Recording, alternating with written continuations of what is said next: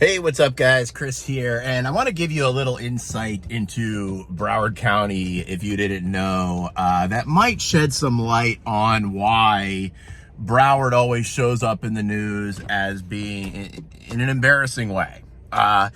This Parkland verdict, not the verdict, but the sentence, was an absolute embarrassment and a travesty how this whole thing went down. If anybody deserves the death penalty, I mean, this is a cold-blooded killer who confessed to his killings. There's no question of whether he did it or not.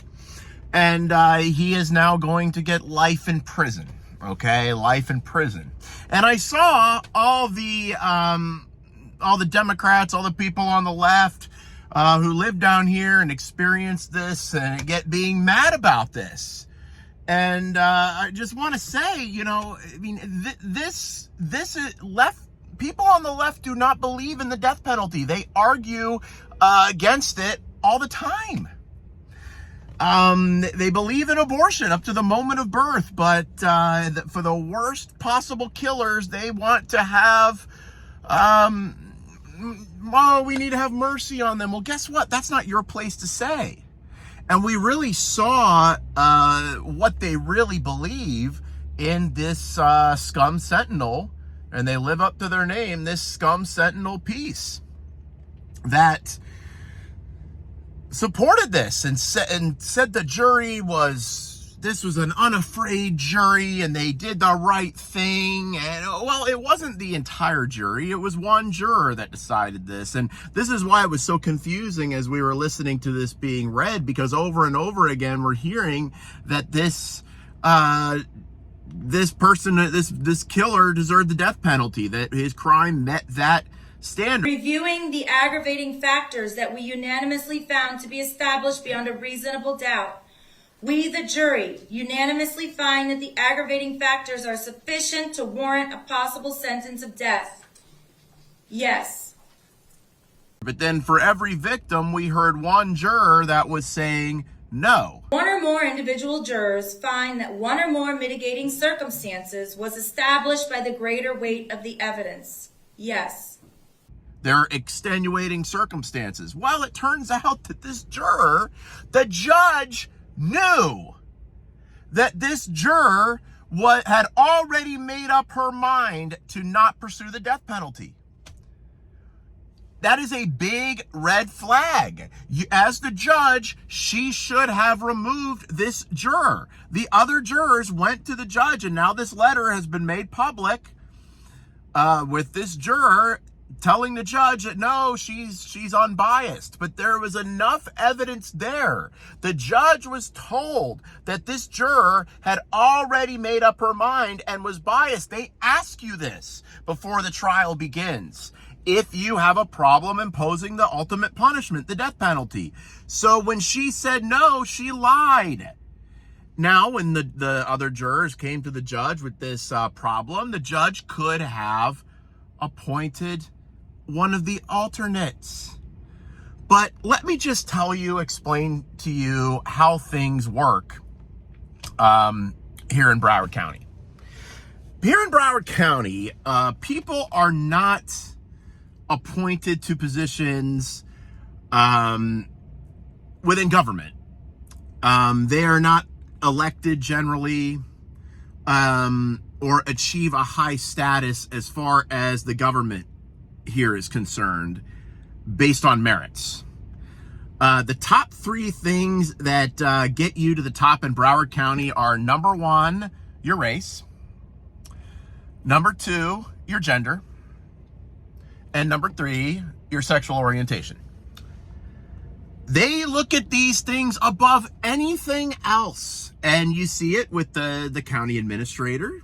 We had Bertha Henry, somebody who was completely unqualified. I couldn't believe this woman, how just incompetent she was. Again, as we were working with our partners to try to identify ways to begin to address some of the escalation in costs, and I think all of you are right, we are experiencing supply chain issues, cost escalations that go beyond anybody's control. But compounding that, we have we have a labor shortage, especially in the trades. And for this project specifically, our team believes for this project that we can meet our goal, and that that the 5% differential that we're currently discussing, and any other differential that the board chooses to address, that in this today's climate would not be terribly detrimental. And then allowing for these sexual assaults to go on right under her nose and things like that. But guess what? You go in that county commission room, and the county commission, made up mostly of white people, are all, oh, she's wonderful, she's the best, nobody can do it like her. And they have like tears in their eyes, and they're going, oh, Bertha Henry's so wonderful. Large initiatives for Broward County's community, such as the county's commitments to resiliency, beach renourishment, and climate change.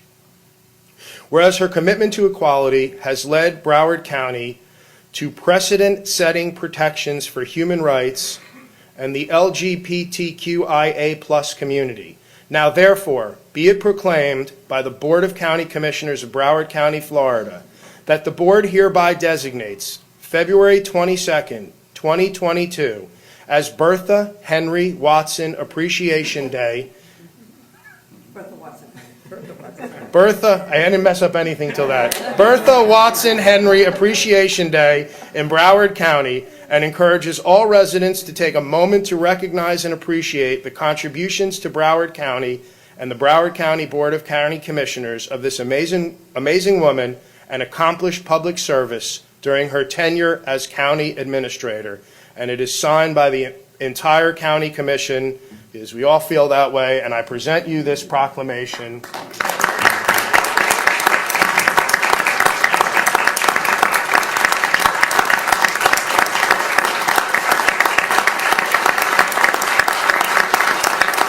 And I'm sitting there, I'm going, I've been watching this woman for about 6 months now, and I'm not seeing it. I don't, am I missing something here?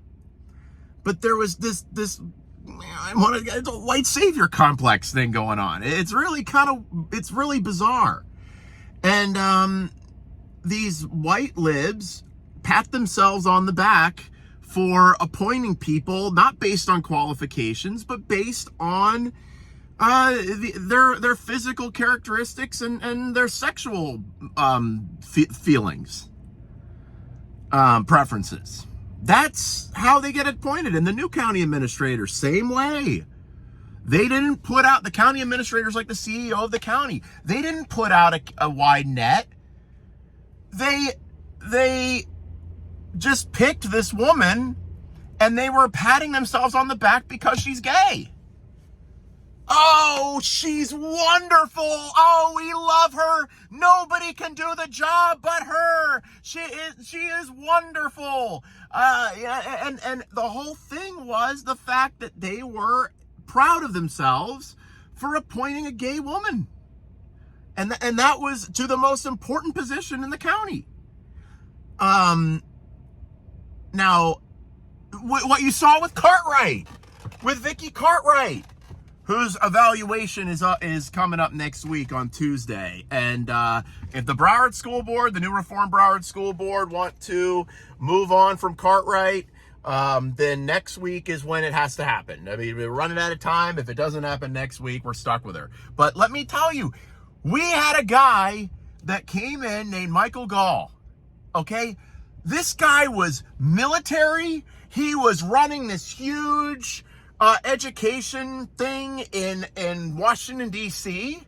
He was buttoned up. He knew his stuff. He was impressive. He was smart. It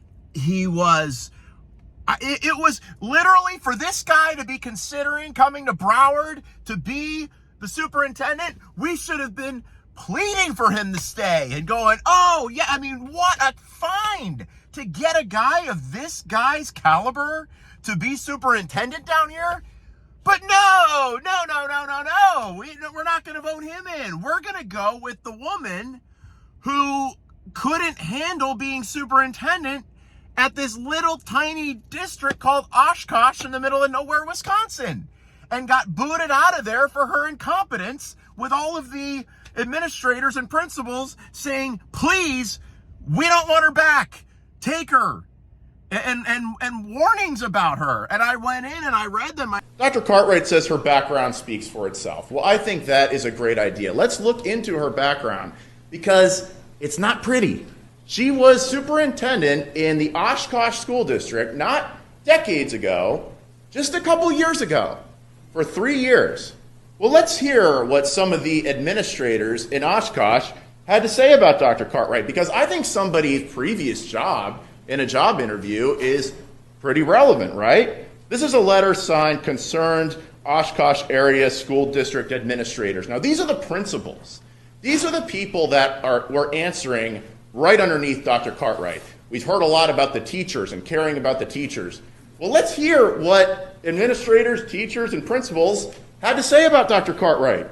They write, on November 24th, 2020, she has fostered a culture that does not allow staff to perform at their best.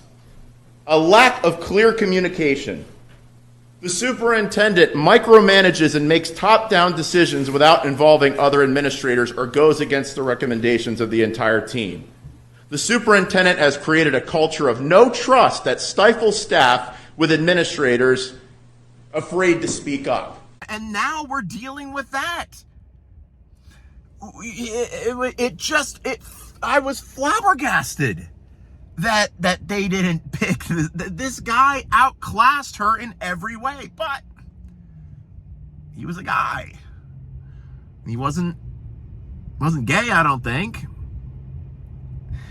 And that's we don't in Broward pick people. Look at the Brenda Snipes thing. We had this nutcase Brenda Snipes with Don King hair out everywhere, losing her mind, and she misplaces the ballots. We have her as the supervisor of elections, loses a bunch of ballots at the airport. Then remember, they can't figure out how to count the ballots, even going back to 2000. That was Broward. But looking at every other county can figure it out, but there's the slow stepchild over there, Broward County, that are trying to figure out, did they punch this hole or this hole? And that's what you have in Broward. And I highly recommend we get over this wokeness and start hiring people and appointing people based on here and their accomplishments and their aptitude. And you see Governor DeSantis with this crew that's handling the hurricane. And, a woke governor would have been appointing, we need to have the first black gay woman to ever handle emergency management. That's what, and it doesn't matter if she's incompetent. We got the first, and that's what you see. And think of what a disaster this hurricane would be if they were picking people based on that and not based on their qualifications. Now back to Parkland. This Judge Elizabeth Shearer, was appointed by Governor Rick Scott, and then she was elected after that. She was first appointed, I'm sure because of her merits. And she was chosen to handle the Parkland case, and she had never tried a death penalty case before. This was her first. You would think that for a case this important, that you would get a judge who has handled at least one death penalty case before. But no. And what's the first thing you notice about this judge? Okay? What's the first thing you notice? Let's just say I had trouble paying attention to the trial, as I'm sure most men did. I mean, she's smoking hot.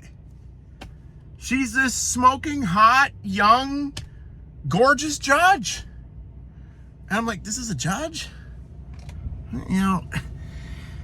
And this problem of picking people not based on merits, but based on gender, based on sexual orientation, based on skin color. This is why Broward County ends up the laughingstock in the news so many times. This is a case that should have been handled by a judge older, with more experience, who had handled death penalty cases before, and preferably a guy, okay? And now we've got what we got. And the Parkland families have not gotten justice. And now they will have to live the rest of their lives knowing that this creep is living just right down the road from most of them at taxpayers' expense. And they will not get justice for their young children whose lives were cut so short.